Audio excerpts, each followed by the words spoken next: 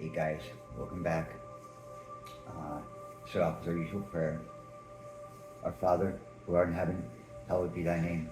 Thy kingdom come, thy will be done, on earth as it is in heaven.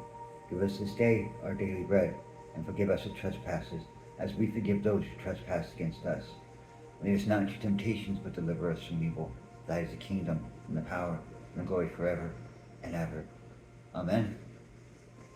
Amen. Amen.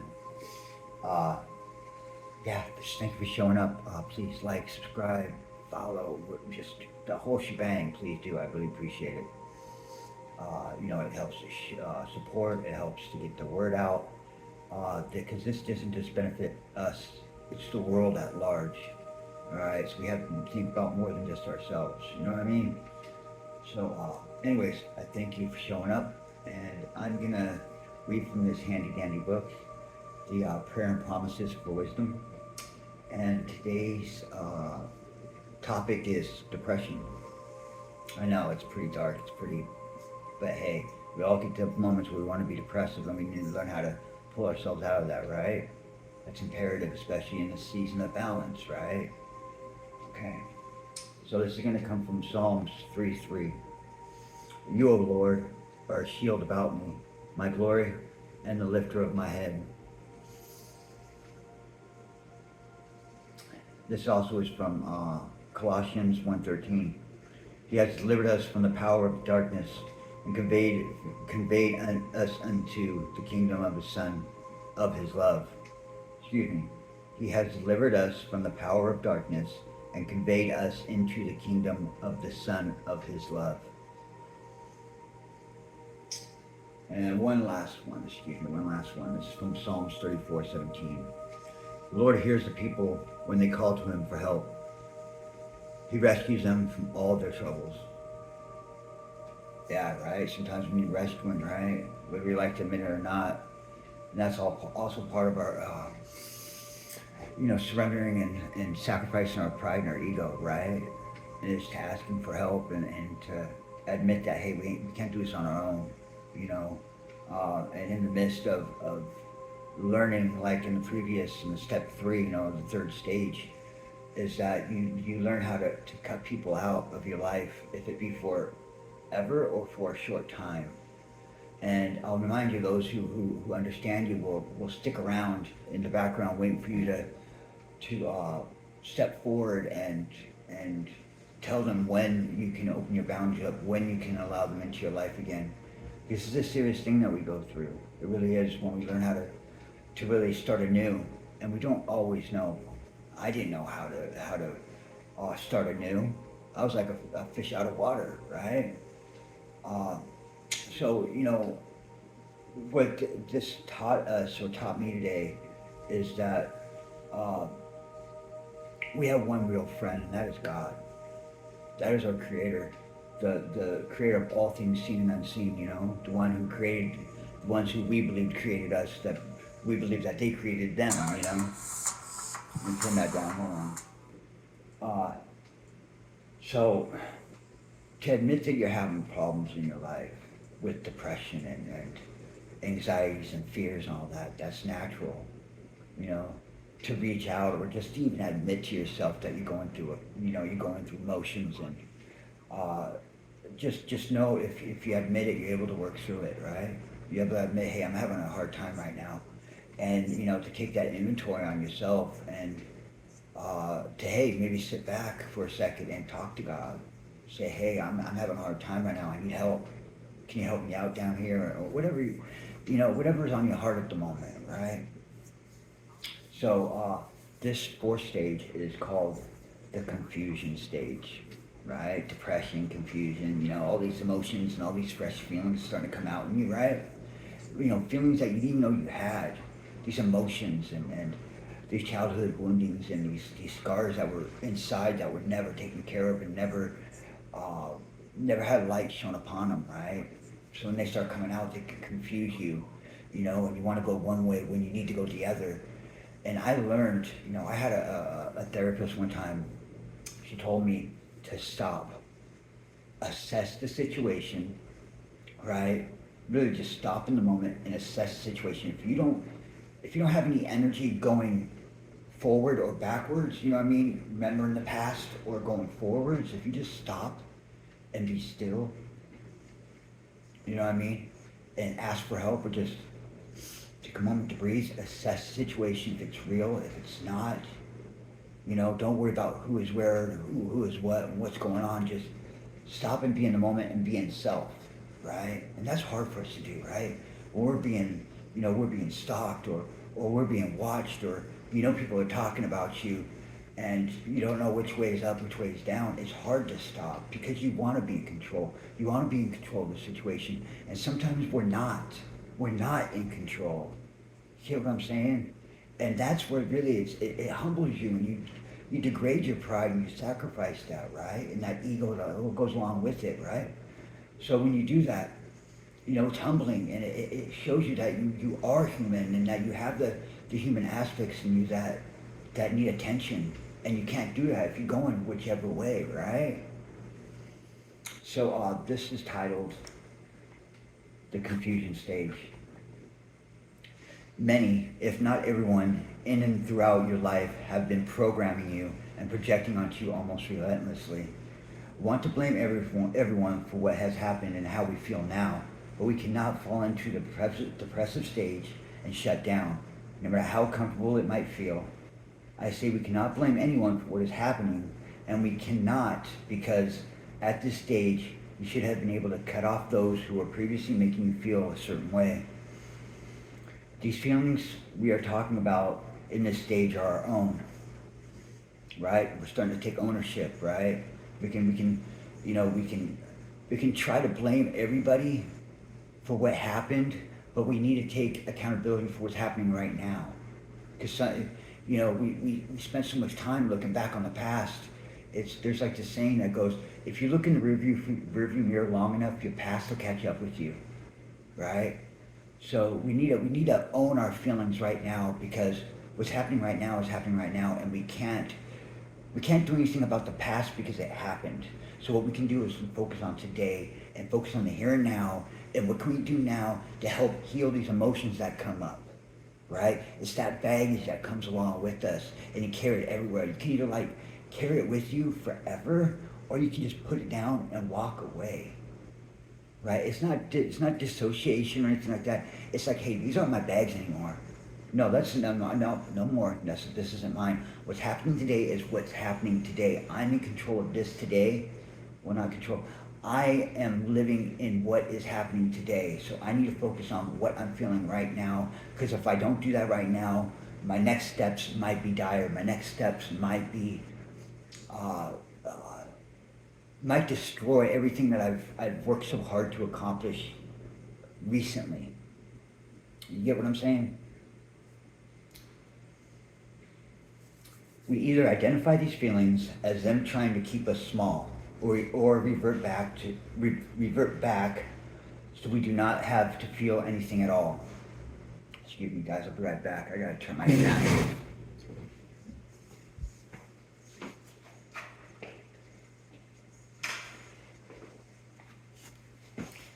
It's a little chilly when I have my fan on. Table. Okay, I'm gonna go back. We can either identify these feelings as them trying to keep us small, or revert back so we do not have to feel anything at all. It is better to identify and release, because those bags are no longer yours to carry. At this point in your journey, it is natural to feel a sense of awkwardness, loss, grief, or that you are meant to be a loner. And you're not, guys. You're not meant to be a loner. You're meant to walk this path alone in ways.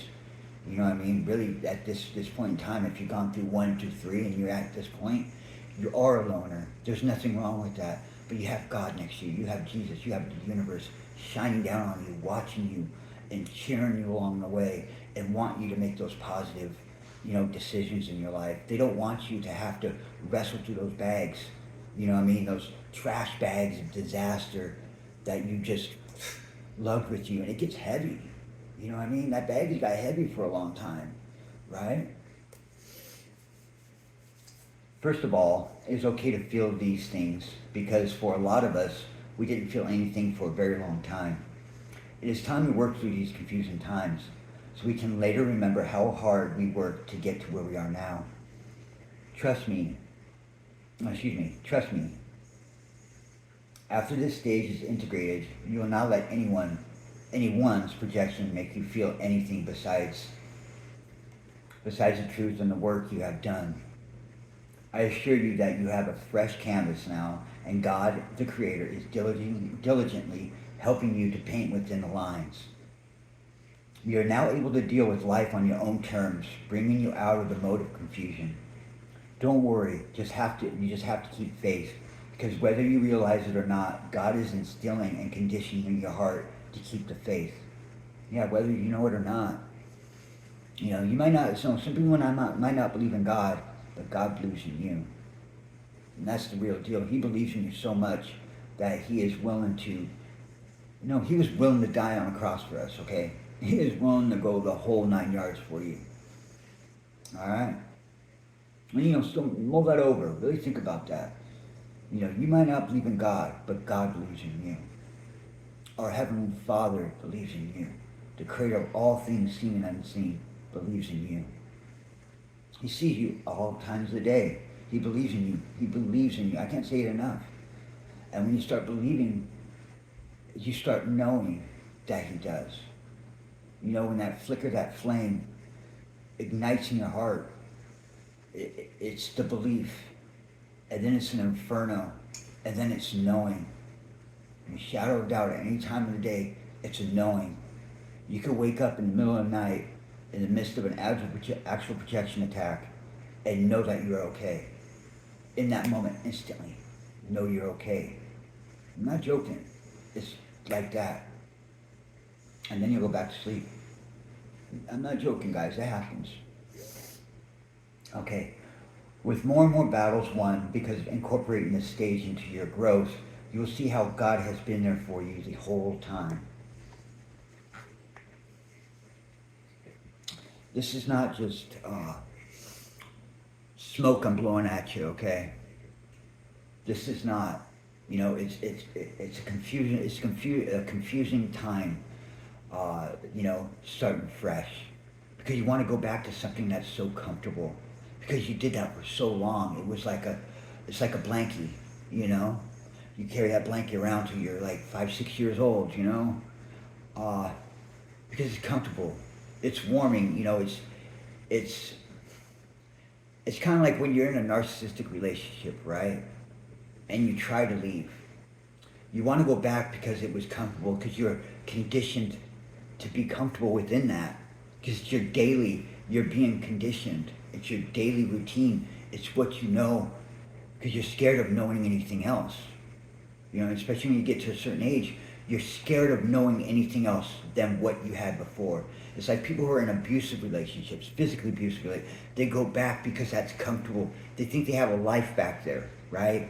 Or a kid, and they need to work it out for the child. No, they can literally go get the child, go to services, and get a hotel, and get out of that situation. But it's comfortable. You married to somebody for 20 years. You age and you get insecure and all these things, and you want to go back because you think nobody else will love you. That you're broken and that nobody will ever love you. I spent my best years with this person. I'll guarantee you, God will give you your years back. The universe will give you your years back. I'm a product of that. I know. So I'm going to go back over this again, okay? I was a little chilly earlier, so I kind of stuttered a little bit. Many people, if not everyone, in and through your life have been programming you and projecting onto you almost relentlessly. We want to blame everyone for what has happened and how we feel now, but we cannot fall into the depressive stage and shut down, no matter how comfortable it might feel. I say we cannot blame anyone for what is happening, and we cannot, because at this stage you should have been able to cut off those who were previously making you feel a certain way. These feelings we are talking about in this stage are our own. This is our ownership, okay? We can either identify these feelings as them trying to keep us small or revert back so we do not have to feel anything at all. It is better to identify and release because those bags are no longer yours to carry. At this part in your journey, it is natural to feel a sense of awkwardness, loss, grief, or that you're meant to be a loner. You're not meant to be a loner, people. You'll go through this journey. In the end, you'll have everything you want. All those good people will come in, but you have to walk this on your own for a while. I know it's hard, guys, but you can do it. You can do it. First of all, it's okay to feel these things because for a lot of us, we didn't feel anything for a very long time. It's time we work through these confusing times so we can later remember how hard we worked to get to where we are now. Trust me, after this stage is integrated, you will not let anyone's projection make you feel anything besides the truth and the work you have done. Yeah, nobody will be able to blow holes in that. No one. I assure you that you have a fresh canvas now, and God the Creator is diligently helping you to paint within the lines. See how we were talking about, like the house, now you're starting to paint the lines, and you're creating your home. You are now able to deal with life on your own terms, bringing you out of a mode of confusion. Don't worry, just have to keep the faith, because whether you realize it or not, God is instilling and conditioning your heart to keep the faith. With more and more battles won because of incorporating the stage into your growth, you will see how God has been there for you the whole time. You will. You'll see. It takes a while. It does. It takes a while. Nothing. Just you have to remember what we're going through right now. It's a lot. It's a lot. And you need to be stern with yourself, but compassionate as well. You deserve it. You've been through a lot. Don't let other people's projection and hatred rub off on you. You know, sometimes empaths, Heyokas, starseeds, earth angels, we start, the other people's projections, we start to take on as our identity. And it gets to a point where we don't know who we are. We have a sense of who we are, and we get on the discovery process, but we keep these people along the way. They make us doubt ourselves. And no, this isn't time to do that, guys, right? So, with 1 through 4 done now, all right, sit back and think to yourselves for a minute, okay, how much you've had to give up and what you have to gain. You'll take inventory of all this destruction that happened. Sure, at your hands here and there, but how much at your hands, guys, was ingrained in you by others? You know what I mean? How much that was handed down by family or relationships that thought that you loved them, right? When you knew in your heart who you were and you were in disbelief.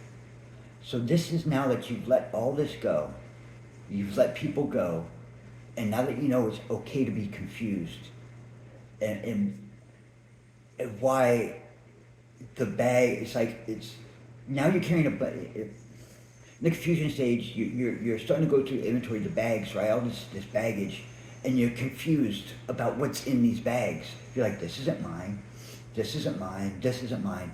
The best way to go, let it go. Worldly possessions, is not worth your life. If you're in a bad relationship, a narcissistic or a violent relationship, and it's time to go, it's time to go. All that stuff can be replaced. Your life cannot be replaced. Your sanity, which other people try to ingrain in you, that you're crazy and that you won't ever recover. These are people that can no longer come along with you. This is your life. This is your chance. This is your chance at a new life. You got one ticket to ride in this lifetime. How are you going to do? Are you going to be in coach? Or are you going to be in first class, eating shrimp, taking care of yourself? And if you have family, right, that is in need of your care around the clock, that's a little different. But don't share everything that's going on throughout your day. Don't share. If you have a plan B, don't share your plan B. Just know when they heal up, it's time to go. Stuff like that. And still, even then, if they're just using it as a way to keep you there, they're constantly always getting sick or constantly, when they're playing games, right? You know it. So I'm asking you to really discern and just say, is this worth my life? Or do I deserve giving myself a chance to go?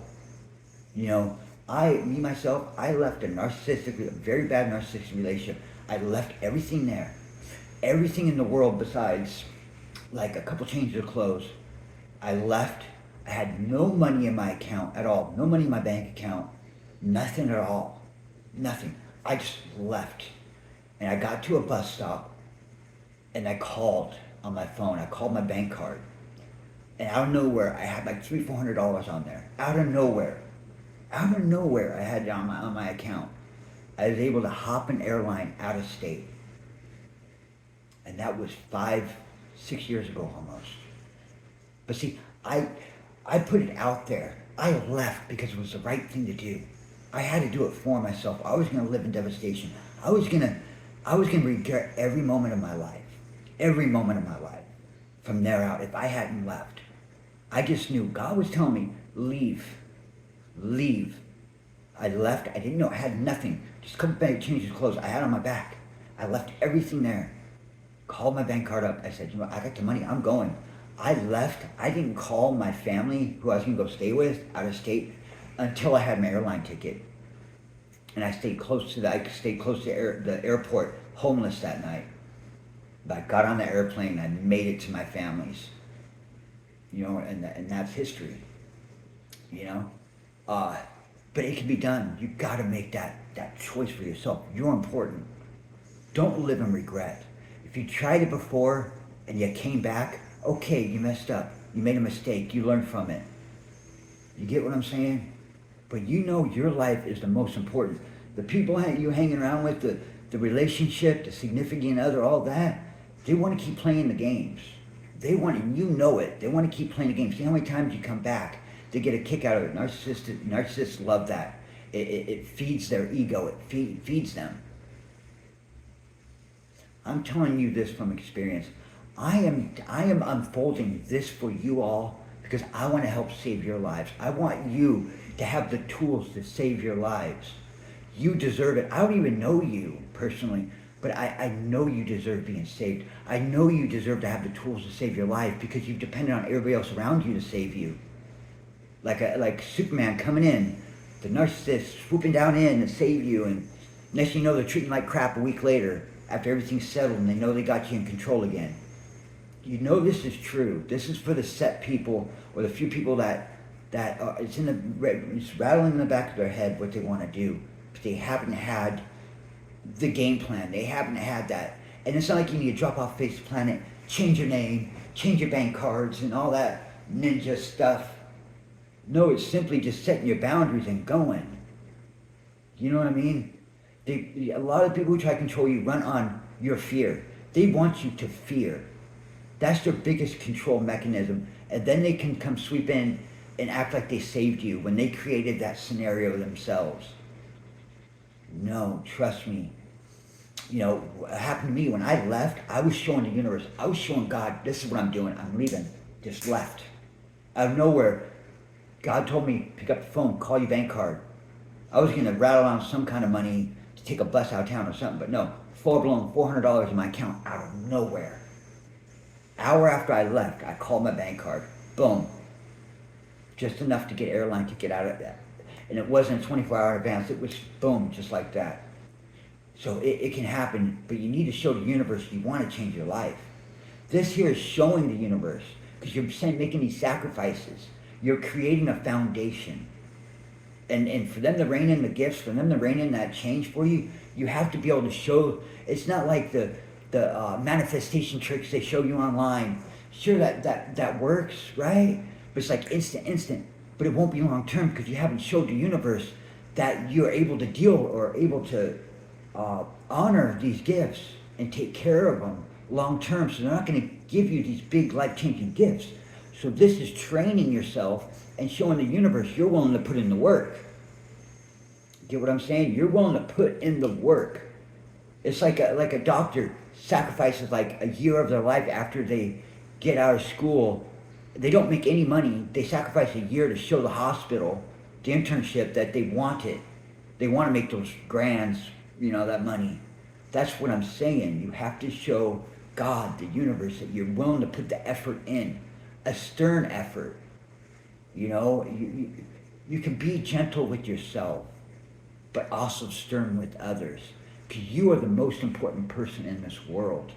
Because nothing around you works unless you're okay inside yourself.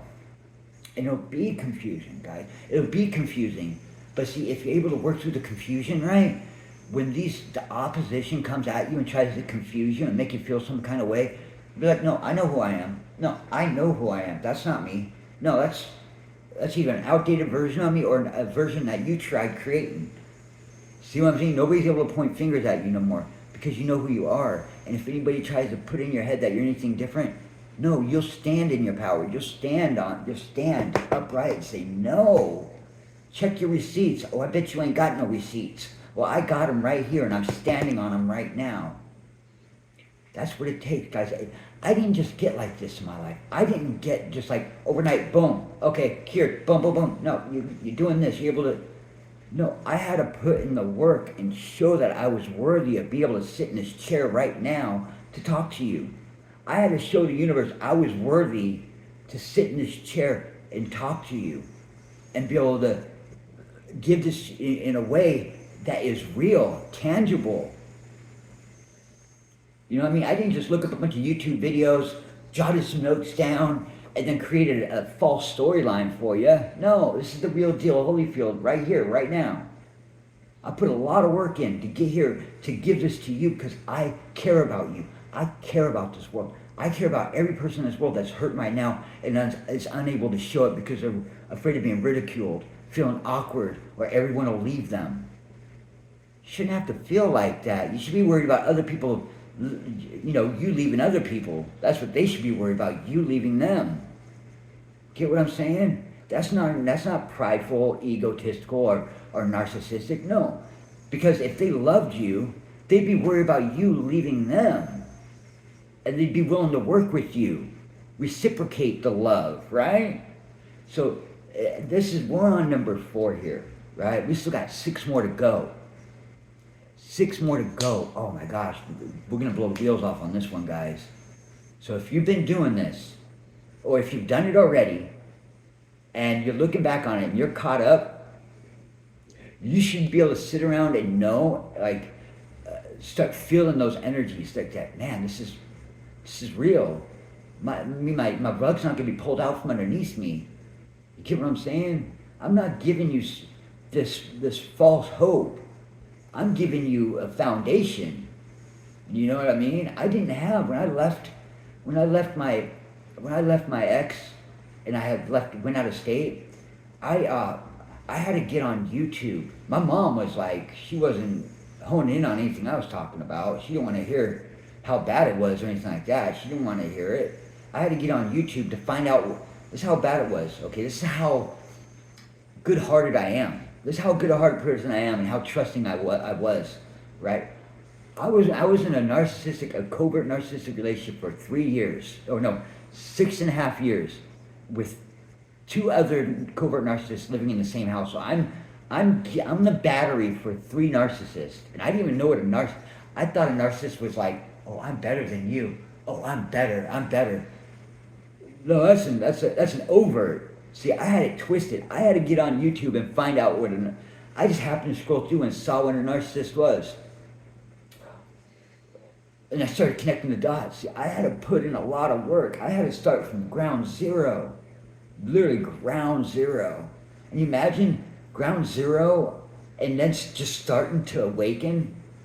I had to go through every stage and find out every archetype there is. You know what I mean? I went through boot camp, and I was delayed from my way. See, my ex knew who I was before I was, what my path and my purpose was. See, I found out when I started finding out who I really was, I started getting my power, see.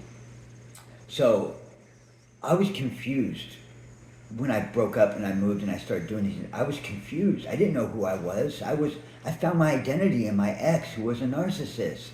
I really didn't know. That's how much I trusted and loved.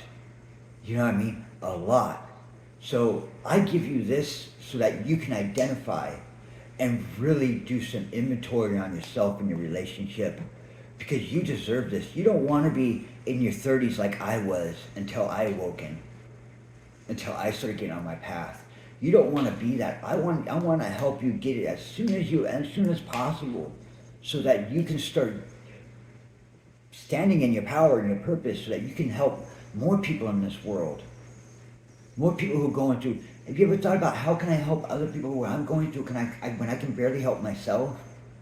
See, that's where you have to start helping yourself. We want to help everybody. We want to reach out. We want to help everybody when we start waking up and stuff. We want the whole world to hear it, but we're not ready. We have to learn ourselves again, and that's hard. But with the proper work and the proper direction, and me giving the whole truth and nothing but the truth, and helping you build this in stages. I mean, it's been over 10 years, almost 11 years. So I'm giving you this in what's happened in 11 years. I'm giving you like the easy peasy, like the stages that I had to earn over 11 years. And I just want you guys to live a happy, genuine life with people who genuinely care about you and are willing to earn the love from you, rather than thinking it's off the bat. It's like, no, like, I want you to heal.